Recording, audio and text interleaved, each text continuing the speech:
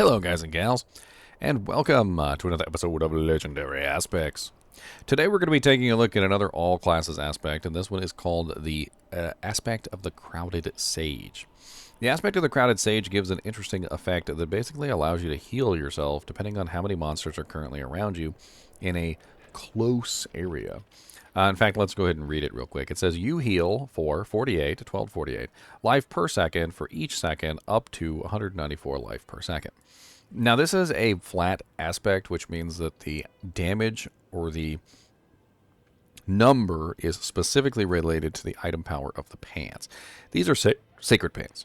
They're not exactly the best pants in the world, but they still have 48 life per second.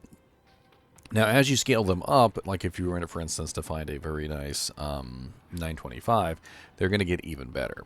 But this particular pair is all I've got at this particular moment, so let's take a look at it, shall we?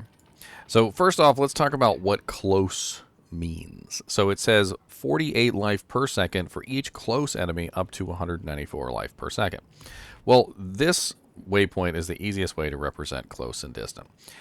This stone circle on the outer edge would be considered the border between close and distant. So anything inside of this stone circle is considered to be close, and anything outside of this stone circle is considered to be distant. So any monster that is within the close distance will give you the regeneration. Now, basically what this means is that anytime you're fighting a large group of monsters, you're going to have a passive regeneration, which will just occur naturally with the more monsters that are around you. Now, this could be potentially useful for a lot of builds. I do have a little bit of a misgivings with it, just simply because it is, of course, a flat aspect. So you would definitely want to try and get this in the highest amount that you possibly could. And I'm not exactly sure what the highest amount that you can possibly get it is. I think I might have another one sitting in my stash. Let me just go double check real quick, because I have a couple of these, but I think this was the best one that I had, the best rolled one anyway. And this one's 41, but that's also a sacred. Looks like I don't have a good ancestral version of this particular item. But anyway, basically what you're going to do is when you're in combat with other monsters and they are close to you, you're going to notice that you kind of have this just passive regeneration. So you can see my HP going up, but you can also see my HP going down as they hit me. Now, this is obviously a good thing that I'm getting a passive regeneration, but the more monsters that I have around me, obviously, the more damage that I'm potentially going to take, and so the more healing that I potentially need. In other words, it scales directly with the proportion of the threat that's currently assailing. Now, that's only assuming that the monsters are basically trash mobs. And I think that's kind of important here too. Because obviously if I were to fight just one monster, and that one monster is a particularly strong monster, well then I'm only going to get one monster's worth of regen, which is 48, instead of the full regen, which is 194, versus like a boss type monster. So like in this particular case, let's pretend that this was the butcher or something. And remove his friends from the picture. If this is the butcher,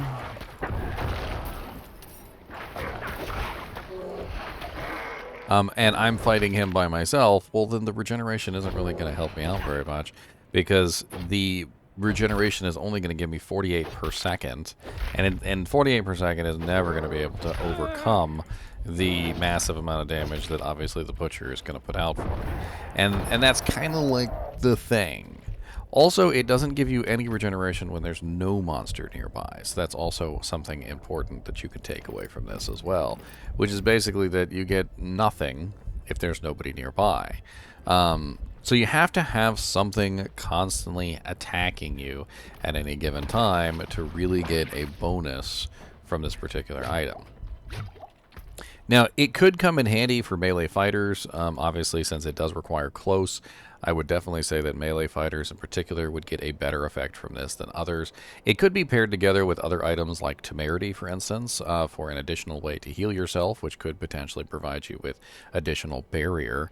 It also may be a very interesting choice for a Thorns Barbarian or a Thorns character in general, because, well, if you can heal yourself every time that you're close to a large number of monsters, then while they're hitting you, you're healing, and of course you have to be hit to deal damage, and so it's a whole recursive loop where, yes, you'd probably want some way to heal yourself while you are also taking damage to dish out that same Thorns damage back to the enemy. I considered using this on one of my druids, which basically just has tons and tons of healing, and just to give him an additional way to heal his character even more than what he already has, which I think is would be interesting. It's also kind of nice to note that this is a passive heal. So unlike heals like the Undying, which require that you actually actively use a skill, and Darials that requires that you actually hit a target, or like a potion that requires that you actually have to activate it, this is 100% automatic. So the heal, the regeneration that it's giving you is just going to constantly come in as a just a sort of sustain, right, as you're fighting through a dungeon. I don't necessarily think this is one of the best aspects to use defensively, unless you're specifically getting really good effectiveness out of it. And the reason is just simply because it doesn't really give you damage reduction. It doesn't increase your maximum life.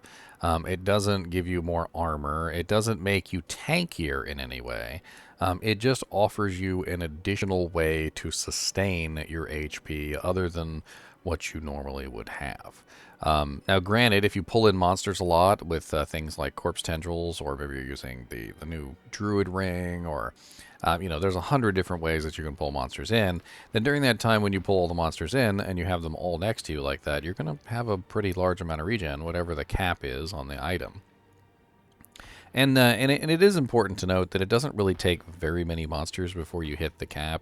So as you can see here, this is 48 per enemy up to 194. So pretty easily you can just take 194 and you can divide that by 48 and you get a total number of monsters of only 4 basically. 4 will help you hit the cap of 198.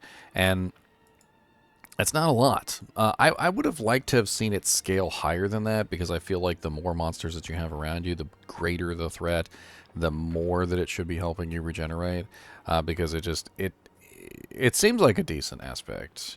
And I also think there should be some sort of caveat in here, probably for bosses. Something along the lines of, like, when fighting a boss, gain triple the bonus or something. Because it should also not only scale up with the number of monsters surrounding you, but it should scale up with the threat that is being provided. Like, maybe they could put in some more, like damage on Tuesday modifiers here. Something along the lines of, like, 48 life per second for each close enemy up to 994. And then do, like, times 2 for each elite monster and times 3 for bosses or something, or times 4 for bosses. So that literally you're getting the full effect versus a boss monster. And, you get, like, a better effect versus elites, because a lot of times you might only be fighting, like, 2 elites. And elites dish out a lot of damage. They have a lot of modifiers. Obviously, there's more to them than just, the standard.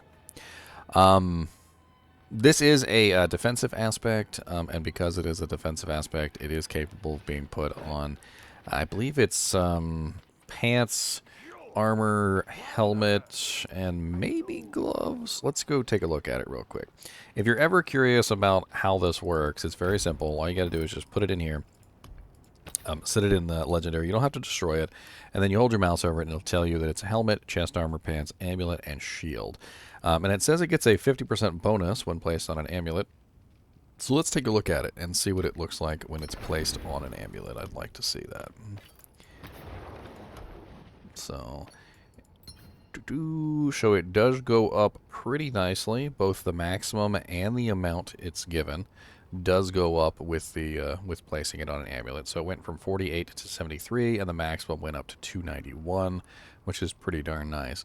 So putting it on an amulet actually would give you a significant bump in its healing capacity. Now the problem with that, though, is that amulets, of course, are kind of like one of your best slots for offensive capability, and so it definitely doesn't seem like a good option to put on an amulet, normally because you want a really nice offensive aspect in the amulet slot. All in all, the aspect of the Crowded Sage is an interesting one. It definitely seems like it needs a little bit of work to be made into a optimal form, but it could be used to add a little bit of additional sustain into your build. Perhaps you are already super tanky. Maybe you don't need to add additional damage reduction, and maybe all you really need is a little bit of additional sustain so that you can survive, permanently. Like, because having an additional regeneration when you're already very tanky could be the key to making your character next to invincible. So, I'd like to hear what you guys think about this one. It's definitely an interesting one. And unfortunately, it's complicated by the fact that half the time you can never find a good version of it. I feel like the variance on this one is too high, and also the fact that you can, sometimes you don't find it in a high enough item power, so even if you did find a good one, it's still too low of an item power, so it doesn't end up with good mods. Well, we'll see. I want to see if I can try and work this one into a build at some point, but I don't know. Anyway, as always, I do appreciate you guys and gals watching my videos. And don't forget, if you want to look this one up and see where you can get it, you can check out the gambling tool at Diablo4.life. And as always, keep watching.